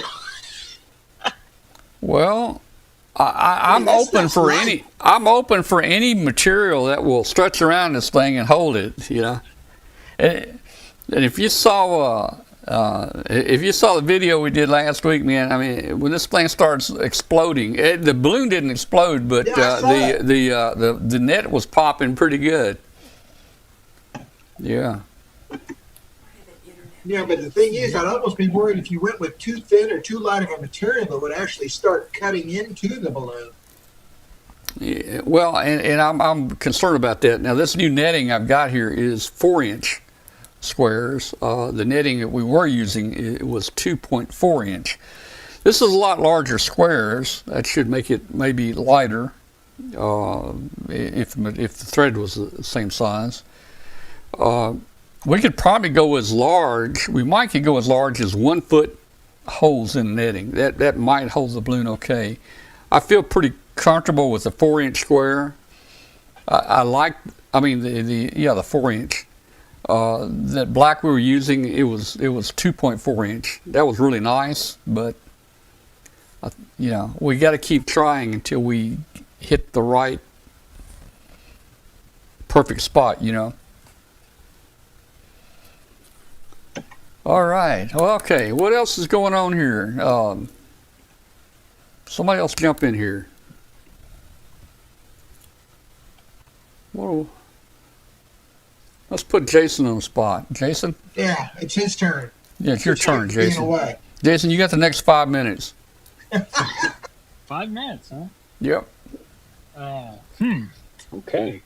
Well, that whole balloon idea sounds kind of neat. Is it better to launch a balloon? If I wanted to launch a balloon from down here where I'm at, would it be better to launch it like out in the country, away from the metroplex, or down on the beach, like at sea level? Well, you're going to get a lot of onshore winds at the beach. Yeah. So you would be better off in the country. Okay. Yeah, and nice still day, nice calm day with few clouds. Yeah. The one that is currently launched from New Jersey, the most recent one they did, that's currently went across Great Britain. It's in Europe now. I think it was just about ready to arrive in Denmark last I looked at it. So that one, they launched it, and it went through a cloud. So it went up to 2,000 feet, got inside of a cloud. It wasn't a particularly big cloud. It wasn't solid overcast. And it came right back down and almost hit the ground over the course of an hour. It came within 300 or 400 feet of the ground. And then the water evaporated as it hit sunlight, and it went back up. So even big white puffy clouds, you probably don't want to go through. Well, and we have we've learned, we've even launched almost in rainstorms, and you don't do that. We were young and very naive when we started here. Okay, YouTube is showing 13,000 plus outages in the last 10 minutes. Yeah, it's something going on with YouTube because I was poking around on my own channel trying to download some stuff, and it wouldn't let me doing it. So. Yeah. So there's some issues. Maybe let me check. Yeah, we've got 28,000 people watching right now, so that's probably causing an issue. Yeah. Well, it'll record okay, fortunately. Yeah, it will. Yeah. Jason, if you're going to launch a balloon out there in the Metroplex, I would suggest going out to Lake Ray Hubbard.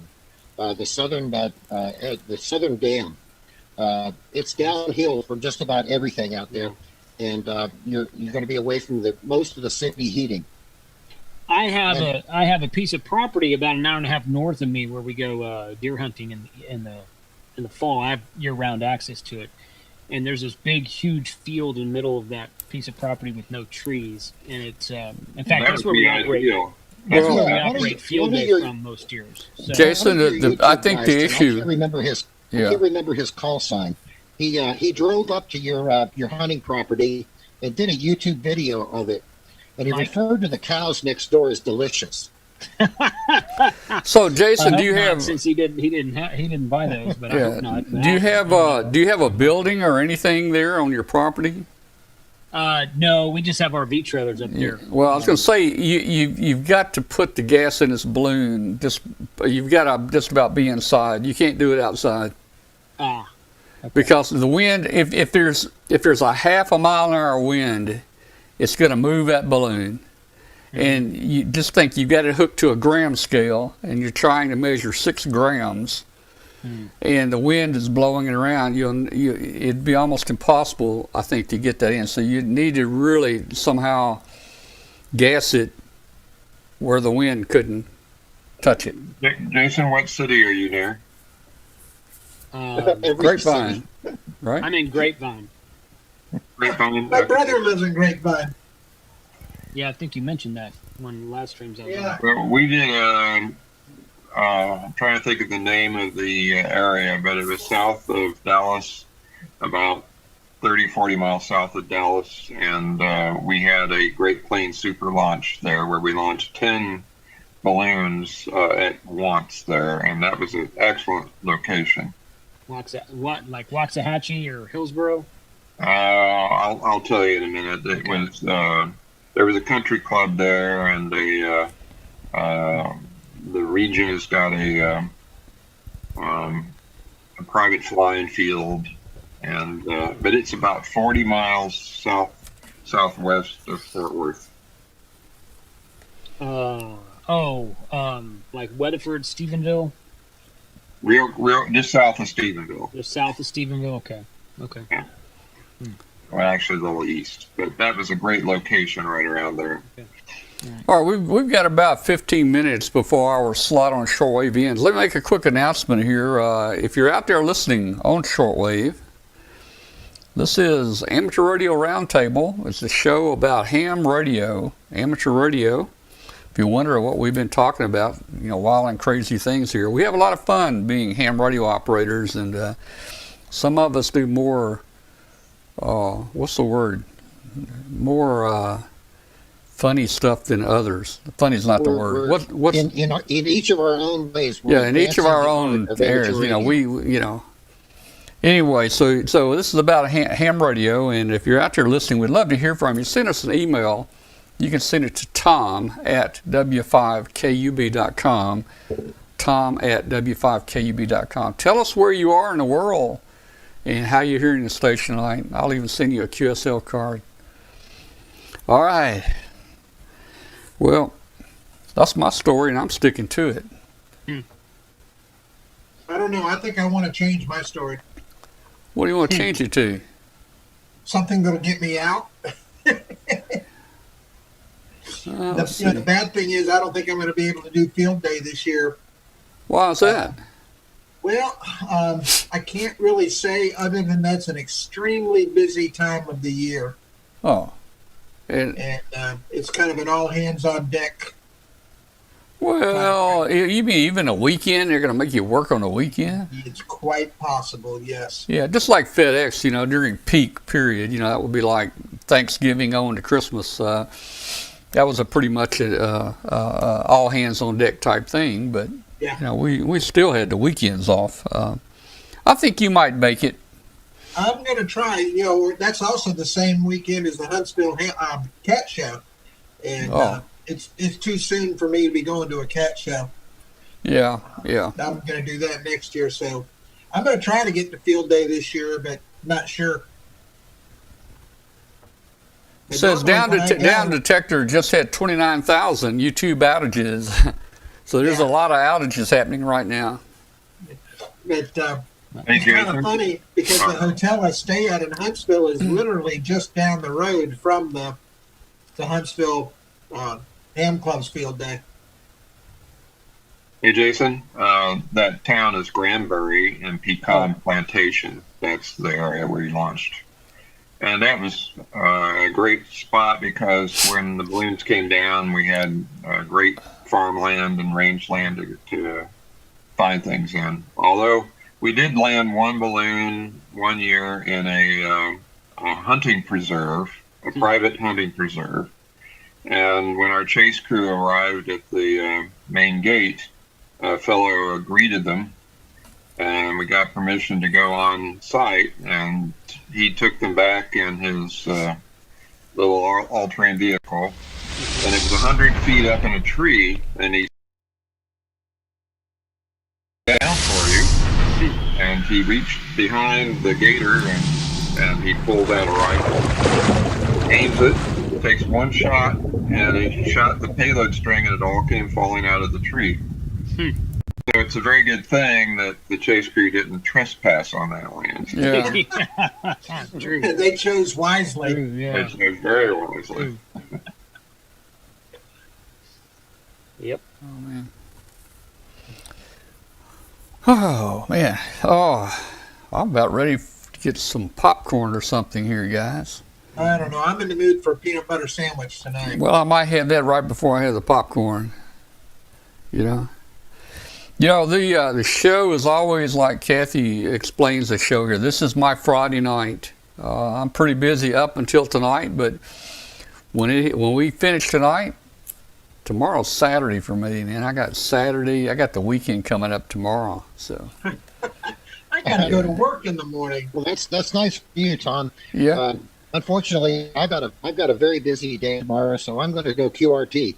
Okay. Hey, Mark. It was great having you on tonight, and we'll have you on again whenever you want to come on and talk to us, give us an update. Just let me know. Okay, maybe a month out or so. Yeah. We'll give you an update dealer list by then, and we'll talk it up again. Okay, sounds good, man. Tom, Katie, and Hi, Bill, Mark. Take it easy, Mark. and Jason. Come hang out you just guys. yeah. All right. Come back and just hang out with us. All All right. right, I will. So, Thanks. Katie, did I hear you say? guys. Did I hear you say that you and Dwayne you're considering coming down to Huntsville? Yeah, we've been looking at it, but you need certainly after listening to Mark tonight, I'm like, I really want to go. Yeah. Okay. Well, We would love to see you there. It'd be a lot of fun, and obviously with most of it being on the weekend, it's easier to work my time. I used up pretty much all my vacation time when I went on vacation, but by then I'll have earned a few more days, so could probably sneak in one extra day and Yeah. Because, like I said, definitely want to stay and be able to go to the Air and Space Museum there. Well, yeah. And Glenn, which cat is to your right? That's Rodan, also known as Shadow. I saw Rodan get up, and then Katie's picture is just to the left of you on my screen, and a black cat showed up on her lap. It looked like Rodan had left Texas and they went to Wyoming. Probably. Well, you know the cats can control these interdimensional orbs. They control the internet. Because it just sort of, your cat disappeared, and then all of a sudden it appeared on Katie's lap there. Oh man, I gotta catch the replay on that one. Yeah, that's funny. Yeah, Buttercup was outside and I let her in, and so I thought she might sit in my lap quietly for a minute. We don't usually let her in the shack. She's such a busybody, and at 15 plus pounds, she wants to climb on everything where there's no room for her, and so I finally ditched her, and then I can't even keep my cat straight here. Downy wanted to come in, and then she got too busy, so I had to throw her out too. It's like cats, and I'm still wearing my dress from work, so I'm like, all right, I can't have these cats making bread in my lap. I'm gonna have scratch marks till next week. yeah. That's the one thing I do like about working at Amazon is it's all casual dress. I can wear T-shirts and jeans and just doesn't matter as long as it's not super scruffy stuff. Yeah. Well, I'm government, so we try to dress nice during the day. Although Fridays we wear jeans. So Glenn, if I was you, I would insist they let you work at home. They have us working at home, and I can go to work, with my in your pajamas. Yeah, that's too your much pajamas. of a visual there, Bill. Yeah. In your pajamas. I can go with my pajamas. Yeah. They do have rockets on them. Yeah, there you go. Now, I actually did that for a year, too. I mean, it's rough going back to an 8 to 5 role after working from home and sleeping in as late as you want, coffee pots just, down the hall in the kitchen. Well, they solved that because they have 8 a.m. meetings that I have to get up for, so, I can't sleep in. That's the problem. But other than that, I save 2 hours a day in commute time, so that's good. Yeah. And, but no, it's, I tell you, if you ever have to go back to it, getting up on a, regimen and having to drive to work again and stay there all day, I had forgotten what it's like. Yeah, it's different. It's probably tough to get back. Yeah. It. And I can take breaks and get on my ham radio and work some DX, and I do have to say I probably have the best boss in the world because my Amazon email address, and it's all spelled out, is KW5GP. Oh, nice. That is my email alias at Amazon. That's cool. And we have a couple of hams in the tech group, and they all saw that, and they want their name changed. All right, we are getting really close to sign off here on our shortwave station. Hey, I want to thank everybody for being here tonight. And Katie, great to have you back. Jason, good to have you with us. Join us next week if you can. Thank you. Any last minute? Who hadn't had their 5 minutes tonight? Let's look. Let's see, Katie. I think everybody has. Yeah. We pretty well filled it up for you. It's your turn now. You got to carry it for the next 5 minutes. Yeah. Man, I don't think Show's got your name on it, bud. I don't think I can do 5 more minutes. Let me see if I can find something. Okay, so here we go. We've got We've got the Katie Allen show coming up. Oh, geez. we've got just remind everybody that all of our shows are on WBCQ out of Monticello, Maine, on 7490, and I think it's 50,000 watts. 50,000 watts up there, so we're probably being heard in a few places. Let's see what else we've got here. What that I day can, and time does that come on? it's 5 o'clock to 7 o'clock p.m. Eastern on Thursdays, 5 to 7 p.m. Eastern on 7490. Do you get QSL cards sent to you from SWLs during the I project? don't have any, but I can get some if I need to reply. If they send a, I'm not at the station, so if they send it to WBCQ and saying they heard the show, WBCQ will send them a card. If they email me, I'd have to send them a ham radio QSL card. I guess, I don't know.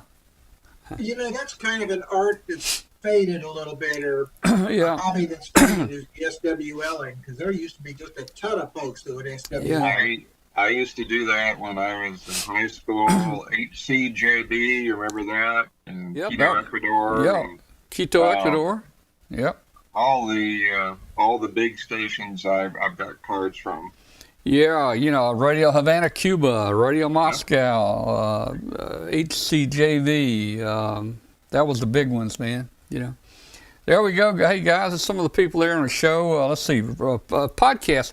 I just got notified. We started the audio podcast up a couple years ago. We kept getting the requests. People said, I'm driving across the country. I want to listen to the show.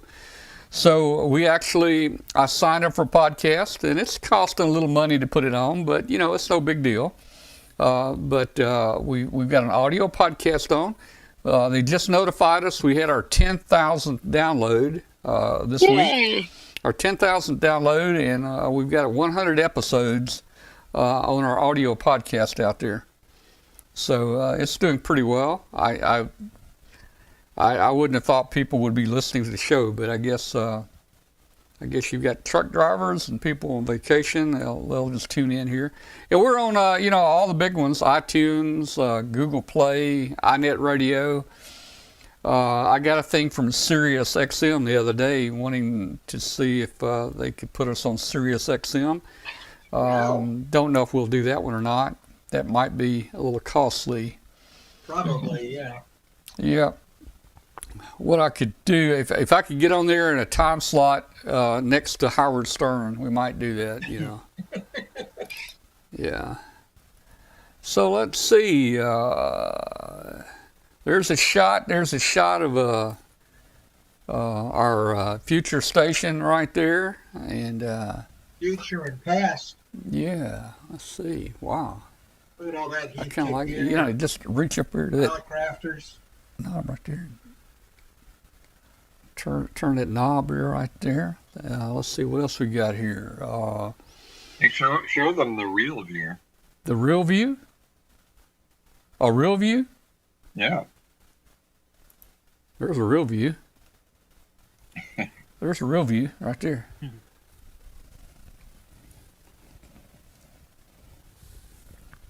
That's the real one.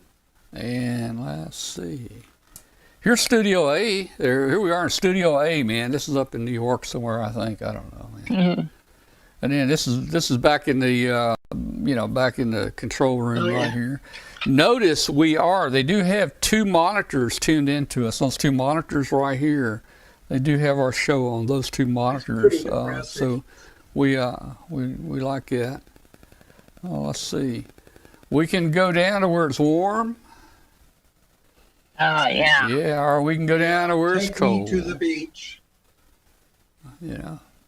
Yeah, we don't want that one. And if you want to No, look, put if that you want to away. look at what goes on here, why I look so distracted sometimes. This is the show's control central. This is why I get a Added little. keyboards. This is why I get a little distracted at times. With playing with this and playing with that, or this or that, or and all the Mises here, If Elvis was still alive, he might want to use your studio. Yeah. All right, so we're signing off. We're right now. It's 10 o'clock on shortwave. Thanks everybody for listening out there on shortwave. We really enjoyed having you tonight. I like that. See you next week. What do you got there, Katie? Let me put you on, Katie. I downloaded. I forgot to print it out, but I have this ready for our club meeting. So if anybody gets off topic, I just kind of hold this up. All right. We will end tonight. We'll end tonight with Glenn and his cats. Here we go. So you're saying I can ask this cat any question? The cat is connected to the computer. You just type in the question. It will read his mind. All right, let's see. Hi, Jason. There's the answer code.